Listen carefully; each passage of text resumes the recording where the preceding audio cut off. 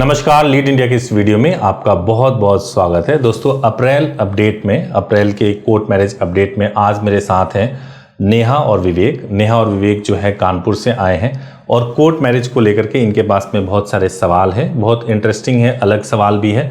तो इसलिए हमने आपकी सहमति से ये वीडियो शूट कर रहे हैं। आपको कोई आपत्ति तो नहीं है? नहीं सर। ओके, तो क्या पूछ रहे थे विवेक, आपका क्या सवाल था? मेरा पहला क्वेश्चन यही है इसको लेकर के कि अगर हम कोर्ट मैरिज करने जाते हैं, मेरा एज 21 इयर्स कंप्लीट है, ठीक है, ऑल डॉक्यूमेंट्स में कंप्लीट है, बट मेरे पार्टनर की एज ज्यादा है सर, तो क्या फर्क पड़ता है? अगर ज्यादा है ना? हाँ, उससे कोई फर्क नहीं पड़ता है। एज को लेकर के जो गवर्नमेंट का प्रोसीजर है वो ये है कि लड़की की एज 18 साल कंप्लीट होनी चाहिए और लड़के की एज 21 वर्ष कंप्लीट होना चाहिए। मैं ये भी क्लियर कर देता हूँ कि कई बार तो ऐसा भी है कि कुछ स्टेट में लोग ऐसा सोचते हैं कि कहीं ऐसा तो नहीं कि लड़कियों की शादी की एज 21 वर्ष हो गई है।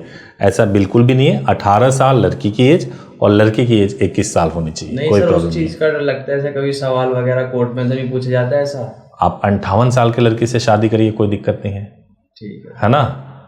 एज कितना भी हो उससे फर्क नहीं पड़ता, बस मिनिमम एज आपका पूरा होना चाहिए। जी, आप क्या पूछे? हाँ, अगर हम मैरिज करते हैं तो मेरा जो डॉक्यूमेंट्स हैं उसमें आधार कार्ड में तो एज मेरी 18 प्लस ही है, बट मेरी जो हाई स्कूल की मार्कशीट और इंटर की उसमें मेरी डेट ऑफ बर्थ मेंशन होकर नहीं आई है सर। ठीक है, तो मुझे आगे प्रोसेस जो मैरिज का करना है जिसमें कि मुझे पता चला है कि डेट ऑफ बर्थ के लिए बर्थ सर्टिफिकेट या हाई स्कूल की मार्कशीट में होना चाहिए, तो सर वो तो मेरे है नहीं, तो आगे मुझे प्रोसेस करने में कोई प्रॉब्लम तो नहीं आएगी? देखिए, सबसे पहले तो आप 18 प्लस हो, ये विवेक आपको बता रहे हैं कि इनकी एज 21 हो गई, तो आपकी एक्चुअल एज 21 से ज्यादा है। 21 से ज्यादा, 21 से ज्यादा ही है, लेकिन हाई स्कूल में वो मेंशन नहीं है। तो देखो, ऐसा होता है ना, हाई स्कूल में जो है अलग अलग डॉक्यूमेंट्स होते हैं। जैसे मुंबई में जाओगे, महाराष्ट्र में जाओगे, तो महाराष्ट्र में हाई स्कूल के मार्कशीट में नहीं होता, सर्टिफिकेट में होता है जी। अगर आप यूपी के रहने वाले हो तो यूपी में तो सर्टिफिकेट में होता है डेट ऑफ बर्थ। सर अब ऐसा होता है, कभी कभी क्या होता है, सर्टिफिकेट नहीं मिलता, हाई स्कूल की मार्कशीट में ही सर्टिफिकेट हो गया है, ठीक है, उसी में मेंशन हो गया है। तो वो क्या होता है ना, जहाँ से हमारी मार्कशीट आती है ना वहीं से एरर आ जाता है, किसी के नाम में एरर होता है, तो मेरे डॉक्यूमेंट्स में मेरे डेट ऑफ बर्थ में एरर है। आपके आधार कार्ड में एज कंप्लीट है? जी जी, ठीक है। इसके अलावा कोई दूसरा, जैसे 12th का आपके पास कोई सर्टिफिकेट है, वो अवेलेबल है आपके पास में? उसमें भी एरर है। उसमें भी एरर है जी, दोनों में एरर है। मतलब क्या एज ज्यादा है या कम है? उसमें मेंशन ही नहीं ना, एकदम मेंशन ही नहीं ना, एरर आया हुआ है, कोई मेंशन ही नहीं ना। और ग्रेजुएशन में? ग्रेजुएशन में सर है। ग्रेजुएशन में एज है? जी जी, तो कोई प्रॉब्लम नहीं है, कोई प्रॉब्लम नहीं। किसी भी एक नहीं, ऐसा कुछ नहीं है। देखो, 10th को माना जाता है कि 10th का डॉक्यूमेंट आपके पास होना ही चाहिए जिसमें डेट ऑफ बर्थ मेंशन किया हुआ हो। अगर 10th का नहीं है तो आप 12th का दे दो, 12th का नहीं है ग्रेजुएशन का दे दो, ये भी नहीं है आपके पास में तो बर्थ सर्टिफिकेट दे दो, बर्थ सर्टिफिकेट भी नहीं है तो ड्राइविंग लाइसेंस दे दो। ये सारे एज प्रूफ के तौर पे कंसीडर किए जाते हैं आधार कार्ड के साथ में, तो कोई दिक्कत नहीं है। Thank you sir. और सर एक क्वेश्चन ये था कि जैसे इंटरकास्ट मैरिज भी करते हैं तो उसमें भी घर पे नोटिस जाने लगा है, और फिर अगर नोटिस रुकवाते हैं तो शादी नहीं हो पाती। इंटरकास्ट मैरिज में कोई नोटिस नहीं जाता है। अगर आप स्पेशल मैरिज एक्ट में शादी करोगे तब नोटिस जाएगा। तो सर जैसे हमारी कास्ट अलग अलग है तो स्पेशल मैरिज एक्ट में तो करेंगे? नहीं, आपकी कास्ट अलग अलग है लेकिन धर्म तो एक ही है ना, हिंदू धर्म से हो तो उस केस में आपकी रिचुअल होगी पहले और फिर मैरिज रजिस्टर्ड हो जाएगा। स्पेशल मैरिज एक्ट में शादी नहीं होगी, उसमें कोई दिक्कत नहीं है। सर अगर मैं घर से निकलने में मुझे प्रॉब्लम हो रही है, घर से मैं नहीं निकल पाती हूँ, ठीक है, तो मैं चाहती हूँ कि मैं अपनी ही डिस्ट्रिक्ट में, अपनी ही स्टेट में परफॉर्म करूँ, रिचुअल तो नहीं हो सकता ऐसा? देखो, लीड इंडिया में एक बहुत खूबसूरत चीज, बहुत अच्छी चीज शुरू हुई है और वो ये है कि पूरे इंडिया में कई कपल ऐसा कहते थे कि आप मेरे सिटी में मैरिजेज स्टार्ट करो, या अलग अलग सिटीज में डिमांड करते थे वो। तो हमने एक प्रोविजन ये स्टार्ट किया है कि आप जहां कहीं भी आप मैरिज करना चाहते हो इंडिया में, आप पहले लीगल एडवाइस के लिए अपॉइंटमेंट बुक करवा लो और लीगल एडवाइस आप लेकर के आप प्रोसेस ठीक से पता कर लो। लीगल एडवाइस बुक कराएंगे तो मेरे से डायरेक्टली बात होगी। जब प्रोसेस उनको ठीक से मालूम चल जाएगा उसके बाद से वो अपने सिटी में अगर मैरिज करना चाहते हैं तो वहां से भी लीड इंडिया के माध्यम से करा सकते हैं, कोई दिक्कत नहीं है। जैसे कि सर एक क्वेश्चन ये है कि हम जैसे घर से हम निकलते हैं, जैसे हमें 2 दिन बाद या 3 दिन बाद कोर्ट मैरिज करना है, हम वहाँ से 2 डेज पहले निकल गए घर से और पुलिस कंप्लेंट हमारे खिलाफ हो गया, तो सर जब तक हम वो कंप्लेंट को कैंसिल नहीं कराएंगे, जब तक मैरिज नहीं हो सकती। 48 से 72 घंटे तक जो पुलिस में अगर आपके पेरेंट्स जाते हैं तो गुमशुदगी का कंप्लेंट कराएंगे। गुमशुदगी का कंप्लेंट बहुत नॉर्मल सा कंप्लेंट होता है, वो कोई विशेष नहीं होता, क्योंकि माना जाता है कि अगर कोई बालिग लड़का या लड़की मिसिंग है, इसका मतलब ये हुआ कि हो सकता है नाराज होकर चला गया हो, रिलेटिव के यहाँ चला गया हो या शादी करने गया हो। तो वेट करती है पुलिस 48 से 72 घंटे तक। अगर कोई सूचना नहीं मिलती है तब केस रजिस्टर्ड होता है। इस बीच में आप मैरिज कर लेते हैं, उनको इंटीमेशन भिजवा देते हैं, कोई समस्या नहीं, बिल्कुल भी नहीं है समस्या। ठीक है सर, मेरा एक क्वेश्चन है कि जैसे हमने मैरिज रिचुअल परफॉर्म करा लिया, हाँ, रजिस्ट्रेशन भी हो गया, हमको सर्टिफिकेट भी मिल गया, लेकिन हमें अपनी फैमिली में ये चीज़ नहीं बतानी जब तक हम ना चाहें। ठीक है, बताइए, कोई दिक्कत नहीं। ठीक है, लेकिन सर ऐसा हो रहा है कि हमारे घर में हमारे घर वाले हमारी शादी के लिए लड़का ढूंढ रहे हैं और उस बीच उनको लड़का समझ में आ जाता है और हमारी शादी हो चुकी है, तो सर मैं उस पर क्या एक्शन ले सकती हूँ? तब आपको बताना ही पड़ेगा घर में। बट ये बहुत ही अच्छा आपने सवाल किया है, क्योंकि एक बात मैं कहना चाहता हूँ, कम से कम विवेक आप ये मत कीजिएगा। और होता ये है कि नॉर्मली जब कोर्ट मैरिज हो जाता है, कोर्ट मैरिज होने के बाद से लड़की अपने घर चली जाती है, लड़का अपने घर होता है, और फिर हस्बैंड ये कह रहा होता है कि तुम अपने घर में बता दो कि मैंने कोर्ट मैरिज कर लिया है। अगर इनकेस लड़की ने ऐसा किया तो उसके साथ बहुत मुसीबत होता है और लड़के के साथ भी बहुत मुसीबत हो जाएगा। रीजन, लड़की अपने घर पे है और अपने घर पे रहते हुए अपने पेरेंट्स को अगर वो बताती है कि मैंने कोर्ट मैरिज कर लिया है, तो फर्स्ट इंस्टेंस में पेरेंट्स को गुस्सा आएगा ही आएगा। वो मारपिटाई आपके साथ कर सकते हैं, लड़की को बंद कर सकते हैं, लड़की को बंधक बना सकते हैं, ये सब चीज़ें हो सकती है। उस वक्त लड़का ज़्यादा से ज़्यादा पुलिस कंप्लेंट करवाने जाएगा। अब हो सकता है कि ये लड़का तो इधर पुलिस कंप्लेंट करवा रहा है और लड़की को घर वालों ने बंद किया हुआ है, वो कह रहे कि तुम अपना बयान बदलो नहीं तो तुम्हारी माँ मरने वाली है, सुसाइड कर लेगी। तो लड़की के ऊपर बहुत इमोशनल प्रेशर क्रिएट हो जाता है, बहुत टॉर्चर होता है। तो जब कभी भी आपको अपने मैरिज को रिवील करना हो, बताना हो कि मैंने मैरिज पहले से किया हुआ है, तो आप पहले अपने हस्बैंड के पास आइए और हस्बैंड के पास आने के बाद से प्रॉपर लीगल तरीके से इंटीमेशन भिजवा करके अपने हस्बैंड को अपने फैमिली वालों को बताइए कि आपने पहले से शादी कर रखा है। वो सबसे सही तरीका होता है।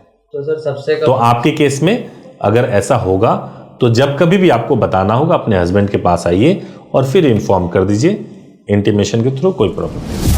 ठीक है सर, मैं ये जानना चाहूँगी कि हम आपने जो प्रोसेस बताया हमें क्लियर हो गया, बट अब हम जानना चाहेंगे कि मैरिज का प्रोसेस कैसे होगा, हमें कैसे सर्टिफिकेट मिलेगा, सेम डेज मिलेगा, अदर डेज मिलेगा, उसका पूरा प्रोसेस क्या होगा? देखो, जो आपके पास डॉक्यूमेंट्स है वो डॉक्यूमेंट मैंने देखा है सफिशिएंट है, उसके बेसिस पे आपका कोर्ट मैरिज हो जाएगा।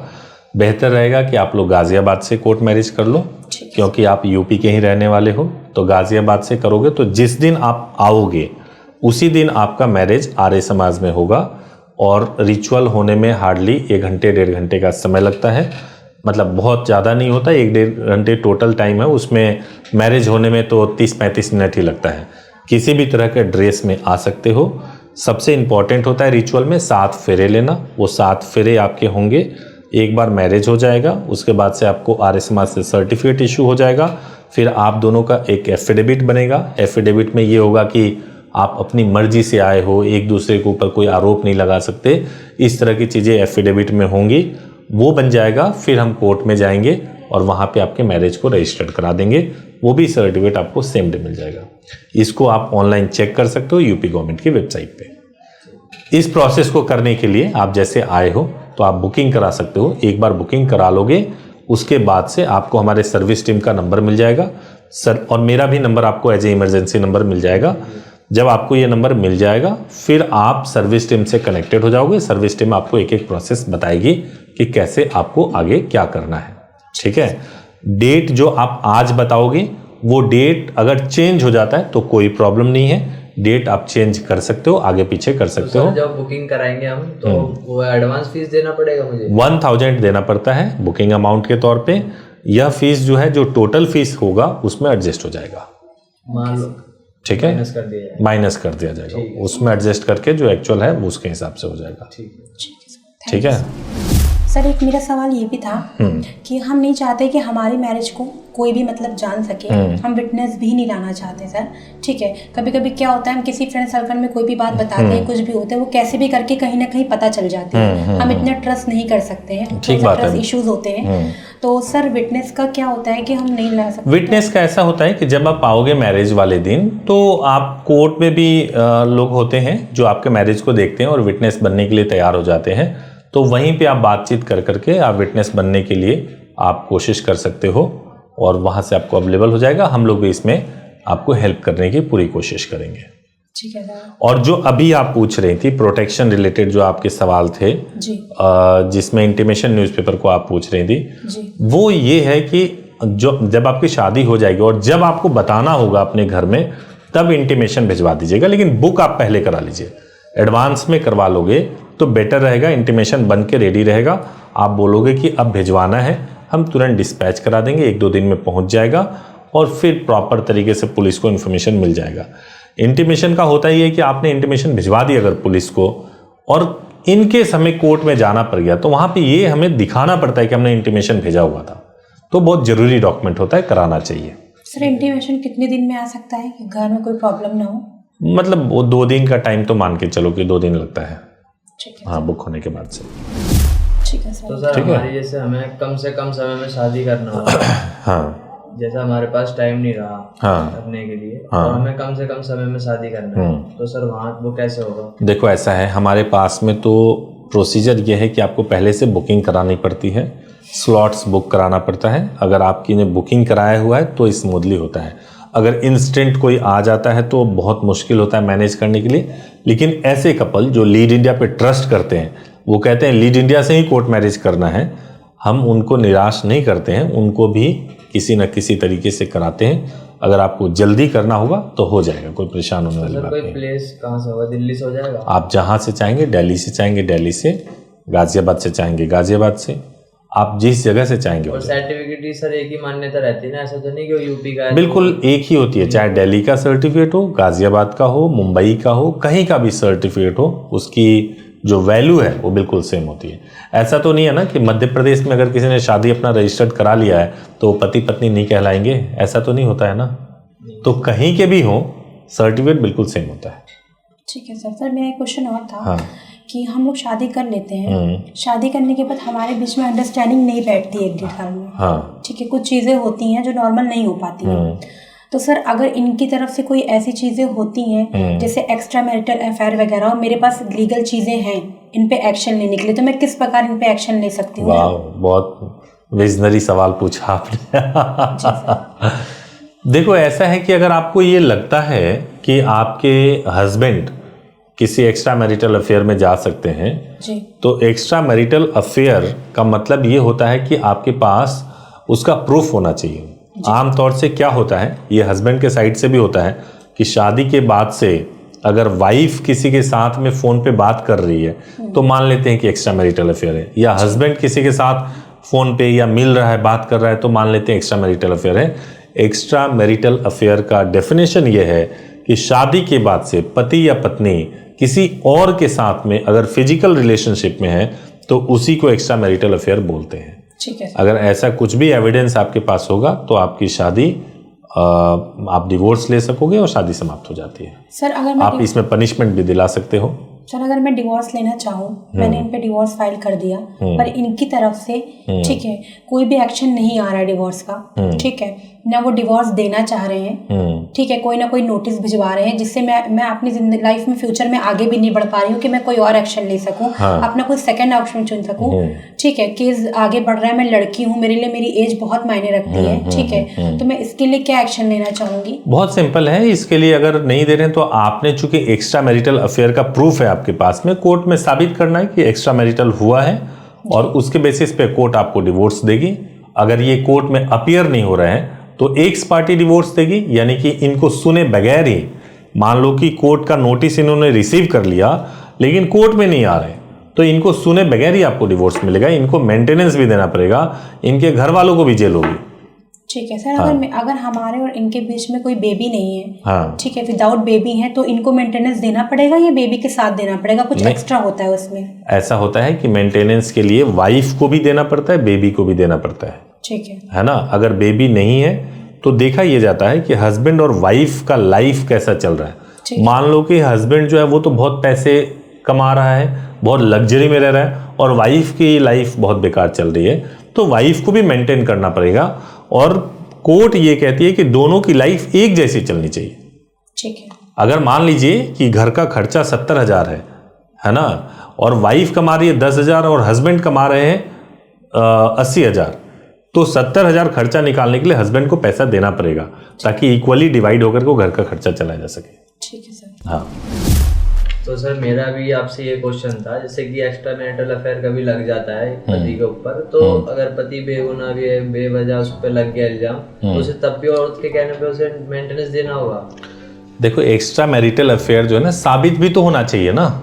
इल्जाम तो लग गया, अगर तुम्हारा नहीं है एक्स्ट्रा मैरिटल अफेयर, केस इल्जाम पे चलता रहा, वो मैं बेगुनाह हूँ, मेरे को बार बार कोर्ट में मतलब पेशी के लिए जाना पड़ रहा है, मेरा टाइम उसमें मर्ज हो रहा है, है ना, एक मेरी मेंटल हेल्थ खराब हो रही है, प्रेशर में हूँ मैं, तो मेरे को उसमें तब भी देना पड़ेगा क्या? आपको मेंटेनेंस, देखो ये तो विडम्बना है। विडम्बना ये है कि आपके ऊपर एक्स्ट्रा मैरिटल अफेयर का केस अगर लग जाएगा तो साबित जब होगा उसके बाद से आपको रिलीफ मिल जाएगा, लेकिन उस बीच में जब तक वो साबित नहीं हुआ है, उस बीच में अगर कोर्ट कहती है कि आपको मेंटेनेंस देना पड़ेगा तो देना पड़ेगा। लॉ यही कहता है ना। हाँ जी, ठीक है। थैंक यू सो मच, आप लोग आए और यहाँ पे आपने समय दिया, वीडियो रिकॉर्ड किया। Thank you so much. Thank you so much.